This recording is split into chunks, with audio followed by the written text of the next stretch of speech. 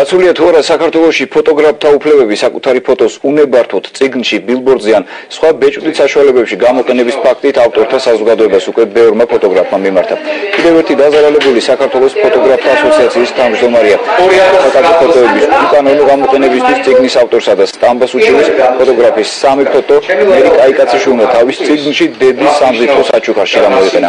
ფოტოგრაფმა უფლებების დასაცავად ავტორთა საზოგადოებას მიმართა.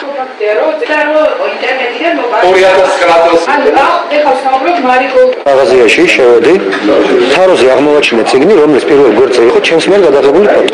მიმართა ავტორთა საზოგადოებას, აუხსენი ფაქტი და ავტორთა საზოგადოებამ განახორციელა შესაბამისი სამართლებრივი ქმედებები. და ამჟამად სასამართლოშია საქმე. ეს ნაწარმოებები ჩაითვალა კონტრაფაქციული ეგზემპლარებად და კონტრაფაქციულის გავრცელება ბეჭდად და ამ შემდეგ არ შეიძლება და ეხლა კიდევ დღეს როგორც ვიცი უკვე უნდა მივაკითხოთ და ავიღოთ ასევე განჩინება რომლითაც ასევე ინდიმეწარმომერი კაიკაციშვილის ეკრძალება გავრცელება გაყიდვა და მათ შორის გაჩუქებაც კი